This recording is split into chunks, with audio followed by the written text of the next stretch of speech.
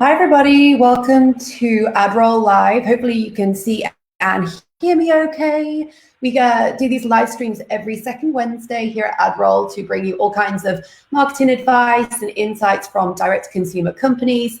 And today is no exception. We're going to be chatting with founder, co-founder, and CEO of Good & Bed, Sebastian Morales, this morning. So just to remind everybody, of course, as always, we're live. So you can send us questions, you can get involved in the conversation. And actually, usually we're live on Facebook and Instagram, but we're also live on Twitter now. You see, we're expanding to encompass all social media. So do get in touch, send us your questions, and let us know where you're watching from and what you're up to, basically. We love to hear from you and to have you get involved with our live streams.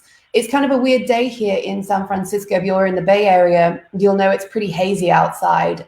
Definite recommendation if you are in this part of the US or the world to stay inside and keep your windows closed, because there's definitely some pretty bad wildfires going on at the moment. And I know that Sebastian, I guess, has been kind of combating the same issues over where he is. But yeah, so hopefully stay safe and stay healthy by keeping yourself inside and keeping all of your windows and doors closed. All right, so a little bit about our guest before we intro him. I've got a few things that I wanted to cover, but just to bring a bit more info, Sebastian, so he's the co-founder CEO of Good & Bed. The products were born at home, but later became the foundation of the business. So we're going to chat about omnichannel strategies, stocking with major US retailers, and of course, growing direct-to-consumer company, because that's what we are all about at AdRoll. To promote, we've got our new podcast that came out this month. We're now actually on episode 4, which I can't believe. That's a bit blurry. I don't know if that's my internet or if that is just what's going out there. But today we released episode 4 of Unrolling E-commerce, how ambitious brands are approaching the future of work. It's also on, of course, Apple, Spotify, Google Play, all of those places. You can check it out and you can listen, of course. We've got 4 episodes live, around about 20 minutes per episode. And hopefully you find it insightful. We have like a whole collection of speakers, not just one company, not just one speaker per episode, but we feature up to about 6. So we're bringing different industries, different verticals to try and give you some inspiration and some ideas for your own work, your own company, and your own marketing strategy. So please do check it out. I'll share a link in the chat box at the end of today's live stream. We also have gone live on TikTok. I am a millennial. I am one of those millennials that has gotten onto TikTok since we started the lockdown and COVID changes. So I don't know if I should apologize or what, but I'm excited for AdRoll to be on TikTok. So if you are a TikTok fan, go search us out. We're going to be bringing lots of bits of marketing tips and advice. But I thought I would share one of our Unrolling. So we do these blog posts where we basically dissect various companies and brands about what they've done right and what they've done wrong to build their brand. And we recently released the Museum of Ice Cream. So we've done a little video series to go with it. So we'll play part 1 now, and we'll do part 2 after our interview today, but here's part 1. It's time for an Unrolling today with the Museum of Ice Cream. In just 4 years, they transformed a sprinkle of an idea into a $200 million empire and an Instagram account with over 400,000 followers. The first location was entirely self-funded by these 2 founders. We've got Mariella Spun and her fiance, Manish Vora. In the first week, 30,000 tickets were sold, and that gave access to thousands of people to enjoy this social media-driven playground filled with over-the-top sensory experiences. They totally understood the cultural context of the market they were entering. Millennials love a little bit of luxury, and this is both obtainable and also exclusive. They used FOMO to build urgency with their customer base. Accessibility, shareability, and of course, visual attractiveness all rolled into this idea of social status of those who have participated and those who have not. In part 2, we'll talk about what the Museum of Ice Cream has maybe done wrong. All right, part 2 coming later. And I do apologize, both podcast and TikTok is a lot of me. So if you're not a fan, you might not like it, but hey, that's just the way it rolls. All right, let's get into our interview today with Sebastian. I'd like to welcome you to the live stream. Good morning. Good morning. How are you? Good, thank you. How's it going? It's good. Like you said, I was combating some fires this weekend out here in Colorado, but no haze here now. Oh, it looks beautiful. Yeah, clear skies, and luckily, yeah, surrounded by trees that look nice, green, healthy. And I know it's really scary times. Like this time of year is always a little bit nerve wracking for people Right. in certain areas. It's still very dry here, but happy to be able to be outdoors. I was indoors most of the weekend. Yeah. Well, thank you so much for joining us amongst combating fires, because that's definitely something you don't want to be dealing with. Well, before we get into a little bit about yourself, I thought we'd do a little icebreaker question. And just to see, how have you been dealing with COVID? Like, have you got any productivity advice, or what have you been doing to stay sane during this time? Yeah, actually. So I got this from another company I kind of advise, and it's called Almost on Light with the government loan program, PPPs, plans, problems, and it really has kind of created this framework where we have weekly stand-up meetings. Everyone before the meeting fills out their plans, their problems, their progress, and it's just been a really great tool to capture like the problem's essence, what they're trying to do to solve it, and see if there's a way how you can try and help them. So instituted those weekly meetings Monday mornings. Try to keep them no longer than 30 minutes. I don't want people to like lose focus unless there's a problem that we can all tackle together. That has really proven to be a great solution and kind of well received by everyone. So I would highly suggest that. It's amazing how these, like, obviously throughout this whole process, it's just trialing, testing stuff and seeing what works. And, what we were perhaps doing at the start of all of this now feels like. Yeah, exactly. And it's something that, requires constant feedback as people are more remote and such. So. Awesome. Some good advice there. So let's talk a little bit about yourself. So you've got an interesting background because you were in investment banking, and then obviously we're talking today because of Good and Bad. So that's quite a transition and that's quite a journey. So could you tell us a little bit about like your background? Right. So it is a bit of an interesting background. I worked for a European boutique for several years. Started off as an analyst, grew up the ranks there, became lead senior analyst for industrials, capital equipment, special situations, distressed assets. But Good and Bad actually started while I was still working at my prior organization. It was like a little bit of a side project with my mom. So I would work a long day, would come home and, had many late nights, in many cases, waking up my poor mother at like 11, just to try to get everything ready and sort it out. But, always had like a plan or an agenda for the day, even if it was like 30 minutes or an hour of work, just to kind of get everything sorted out. The one good thing, like I said, I had my mother was my co-founder, and her kind of like existing infrastructure in South America to really bring the business up here. It's kind of like the needs of the business. I started dedicating more time, and now, dedicate my time to Good and Bad, but, also advising a handful of like great companies as well. Well, it's awesome to do that within the family as well. So like your products, like you're saying, obviously those connections started at home. Right. So was it something that you always felt like we can just take this to the next step? Or was it kind of, I guess, just being around the product and thinking naturally like that was the connection? It's funny, the first kind of like bed linens that we created, when I was like, I'm making bed linens, like what color would you like for like the stitching? And so, it was always something that was around the house, textiles, something that were always there. And, my mom started the business with a bunch of little satellite shops, and now we eventually grew to have our own manufacturing space on the lot. So it was definitely something I was always exposed to. And, this Good and Bad in South America goes under another name, but it's been around for 25 plus years. So, I was in the first big order for a chain store. It was my friend and we were actually helping packing because there was so much to do and like putting stickers on labels. So I was always there from the beginning of the business, was always exposed, and, like just given my background in investment banking, I always advise my mom. Good and Bad, though, actually here in the US, as you're kind of like seeing it now, just arose out of a pure coincidence.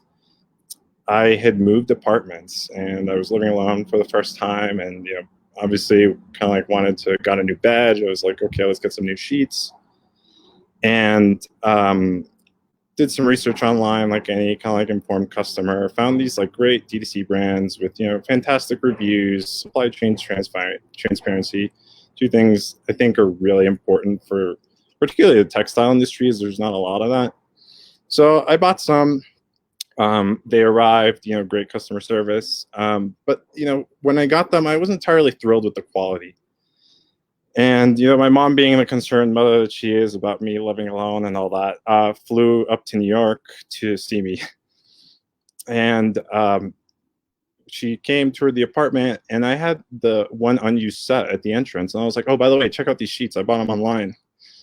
And she goes, she undoes it, really specs out a pillowcase, like looks through everything, looks at the stitching. She's like, yeah, they're good, but they could be better. And I told her the price point. She's like, okay.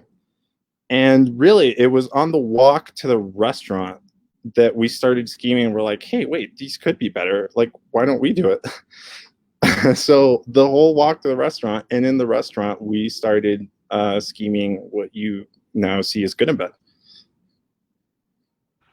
I love it. I mean, I guess also having the South American market is very different to the North American market. So right. In terms of just like comparing and getting started here, was it vastly different, or having that existing experience and market there, did that help with moving things over up to North America? I will say it was vastly easier in some ways, just particularly bureaucratically. So vastly easier bureaucratically. It obviously helped that we have all the manufacturing experience in-house. We understand fabric, so that it gives you a leg up.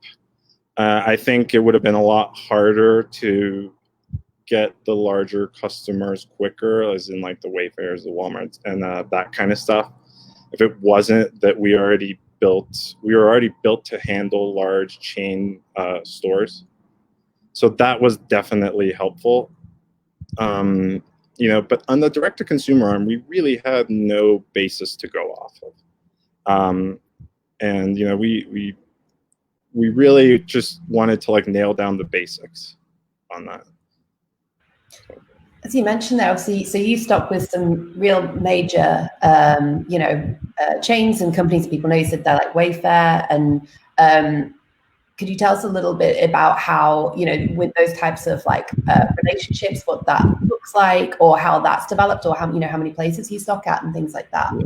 We have a lot of just regular retailers, chain retailers, but for us, I think the key component, and one of the reasons that we've done so well, is just being flexible with our partners. If you really try to build a true relationship with your partners, it all works out. The second focus is, a focus on product and value for retailers as a whole. They want to have products that fit a wide array of customers, but also at a good price where everyone can make money. So playing with those two levers is particularly important. And I mean, as you can see, I just shown the website before. You obviously do direct to consumer. Is that changed over the past, 2020? Have you seen like huge growth in that direct to consumer market? We have actually explosive growth, I would say. It was very interesting to see, if I were to kind of like show you a chart on our sales. It was basically lockdown, and then we're a hockey stick up. And I at least I attribute that to just more people being in home, wanting to like kind of like refresh their linens and the lot. But that was a very unexpected surprise for us. Really, the direct-to-consumer arm is not our largest component, but it is our highest margin, right? So you obviously want that to grow, but you also have to be cognizant of like what your spend is on the direct-to-consumer arm, because if you're not careful, I mean, you can run into a situation where you're either overspending on ads or some sort of like marketing campaign where at the end of the day, it's just better to run wholesale and not run that kind of like distribution risk, we'll call it that.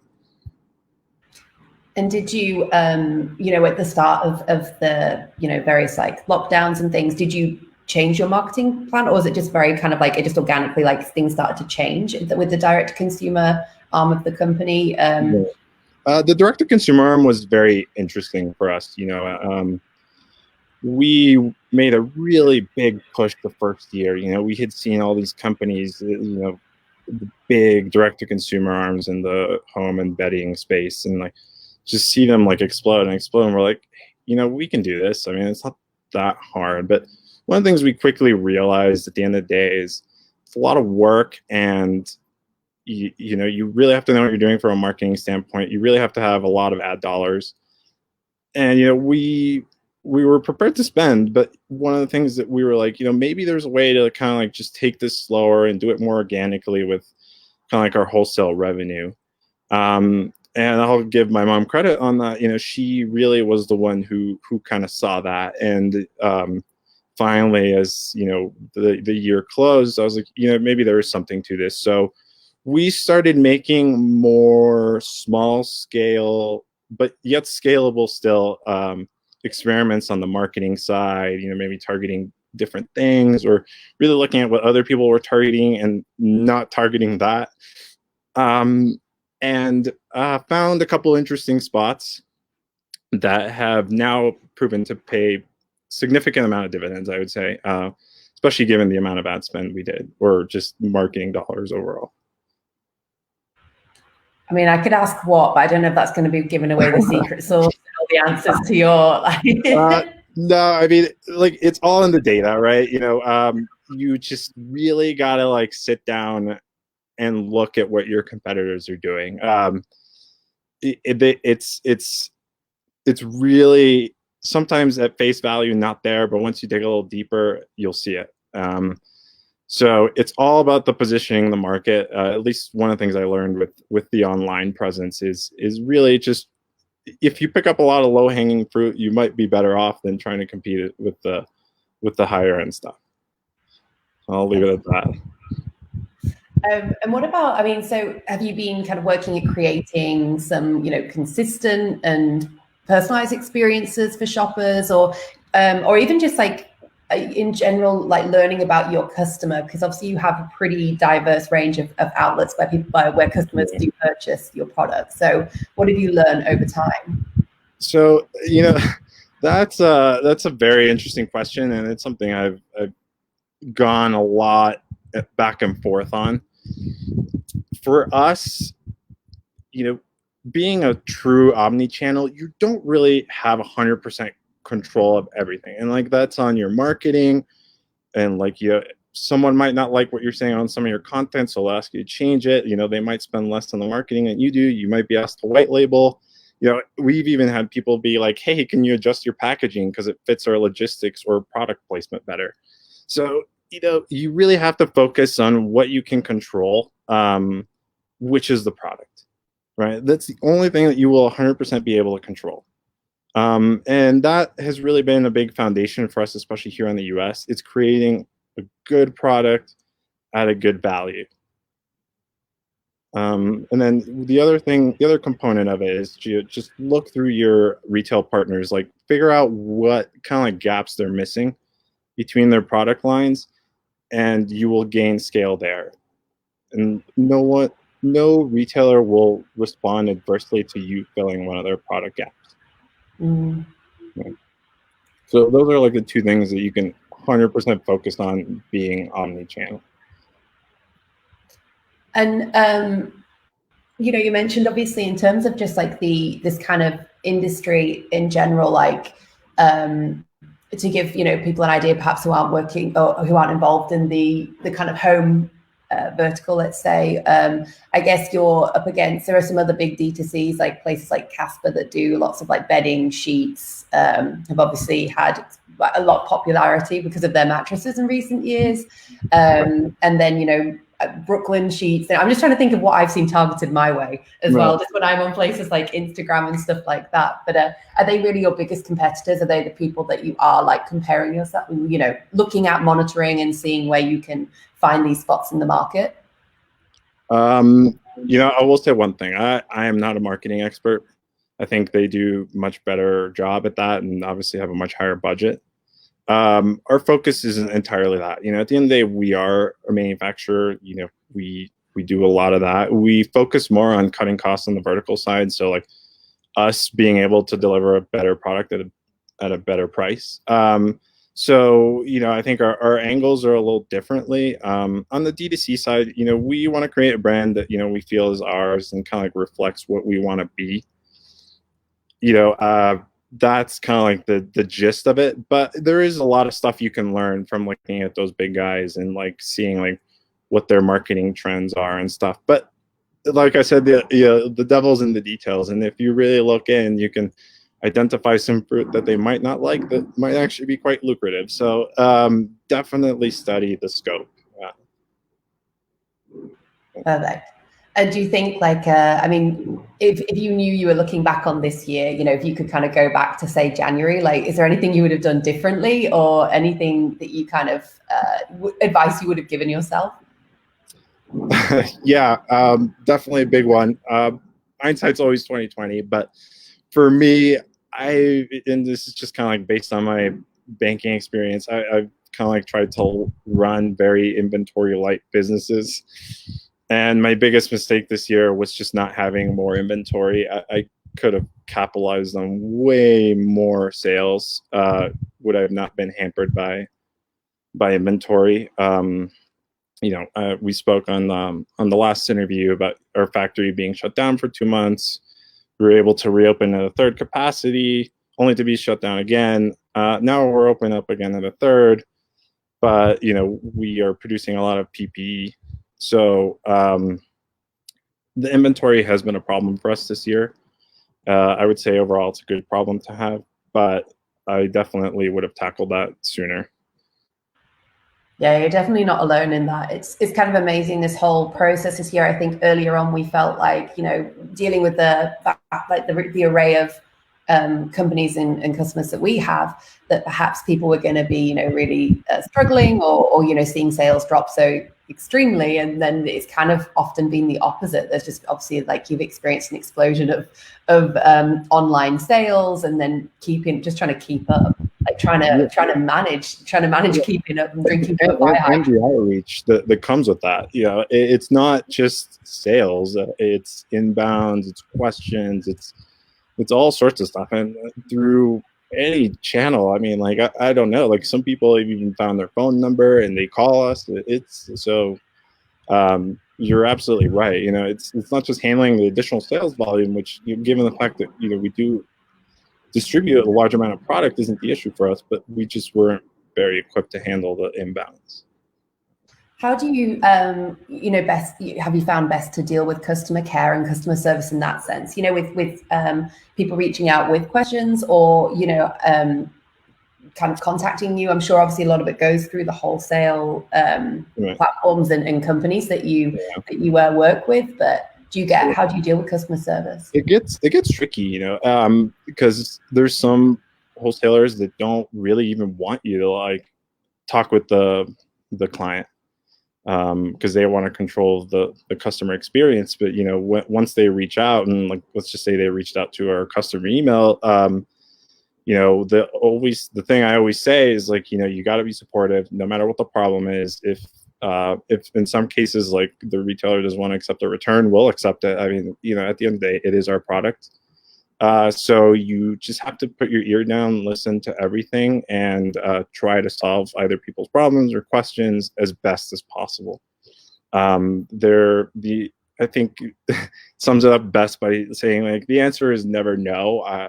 You just try to find a solution to what the current issue is. I love that. It's never no. It's always, give me some time, or let us work with this, or figure it out for you. But yeah, never know. Perfect. And well, before, you know, we let you go here this morning, what's next? You know, what do you feel like the next kind of stages are for Good and Bad, and you know, what do you hope to see in the future going forward for the company? So I think, you know, at some point we're probably, once the dust settles a little bit more, bring maybe another product line in. I think it's time, bring like a wider assortment of colors, maybe even some bath stuff. But, you know, one of the things that we've always been good at is fundamentals and timing. And we just feel like we just need the situation to mature a little bit more before we do that. The direct-to-consumer side is something that we're going to place a little bit more of an emphasis on growing out now as like things are stabilizing, especially in that segment, and starting to produce more of its own substantial cash flow. So we don't believe in injecting a ton of money. We think that just running it light and letting things mature is a good winning strategy. So we're always cognizant of that. I kind of lied when I said it's my last question, because I was thinking before you're talking about working with your mum, and I always love family business. You know, I mean, there's a higher percentage of family businesses in the US than people perhaps comprehend, because of course there are various sizes of family-run businesses. What is it like working with your mum, like, and how does that dynamic work? It's very good for the most part. You know, at the end of the day, you know, she has a lot of product knowledge. She has a lot of experience that I rely on. You know, she can look at a weave and like look at a stitching and like really just analyze it. It's just 10 times better than I can. So I think we play a very good like tag team on like just building a product and like understanding the components. And, you know, just given my finance background, I bring in another like layer of component to like the operations. You know, I've seen anything from like a $5 million company to $500 million company, how they operate. So in different verticals too. So I think we're very good at adapting. My mom is also like a assembly line genius. So she always finds a way to like produce things or make things better, or just kind of like tweak our assembly line or production schedule to either deliver a better product or make things cheaper and the lot. So that's been something that we do tackle. But, you know, like everything, it is family. So there are some times where it gets harder, and, you know, I might want to do something and then she doesn't, or vice versa. And you know, it's a larger discussion than it would be like with a business partner in some cases. But yeah, it's been great. I mean, if anything, I think it's brought us closer than anything. Yeah, it definitely, you know, it's hard to not talk about business over a dinner table or whatever when it's like, you know, it's at home, it's everywhere. That's how it started too. So yeah. Yeah. But then the generational aspect as well is always great. You know, like every generation has its own kind of focus and, you know, areas of like knowledge and interests that perhaps the other generation doesn't have. So it sounds like a winning combination. Exactly. Well, thank you so much for joining us today. I really appreciate you taking the time to, you know, hop onto the live stream and have a chat. I'm going to share a link in the chat across all of the channels where we're streaming at the moment for people to check out your website and to check out some products. But where would you, you know, like to direct people? Where's the best place to get more information, read more, see more? Like, where would you recommend? Our website is probably the most comprehensive knowledge base. I would say. We don't really put a lot out there, but, you know, always shoot us an email. We always answer. We just keep in mind we do have a large influx right now, but we're getting better at it and working out more systems, and I brought in a new customer service management thing that we're trying out. So I'd say email, just reach out to us, Hi, Good and Bad, on the website. Awesome. There we go. Sorry, I keep muting myself for some background noise today. Thank you so much. Really appreciate you joining us, and good luck for the, you know, rest of the year. And we look forward to seeing more from Good and Bad. Thanks, Laura.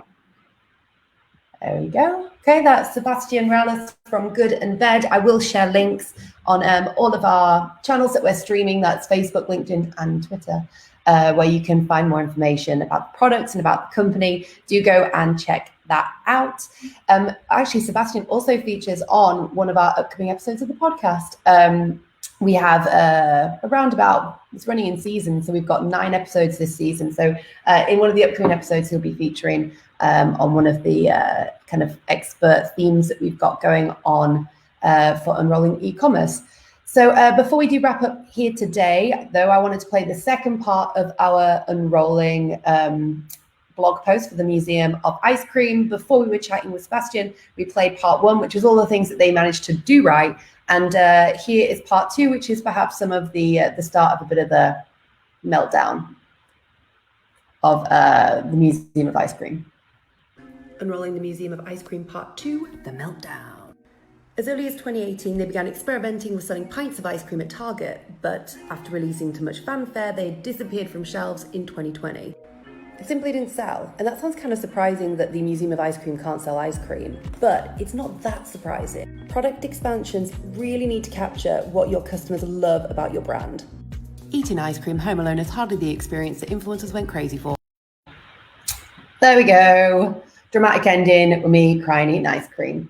All right, we're out of time here today, and thank you to everybody who's been tuning in. If you want to get in touch, or if you want to read more, see more, of course, go to adroll.com/resources. We have a ton of blogs, posts, and webinars, and all sorts of different resources for you to check out if you're looking for more learning materials.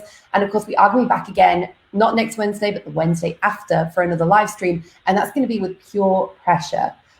So we'll share more information about that online, and we'll look forward to chatting with them in 2 weeks' time. But for now, whatever you're doing, have a wonderful day, a wonderful week. Take care, stay safe and healthy, and we'll see you soon.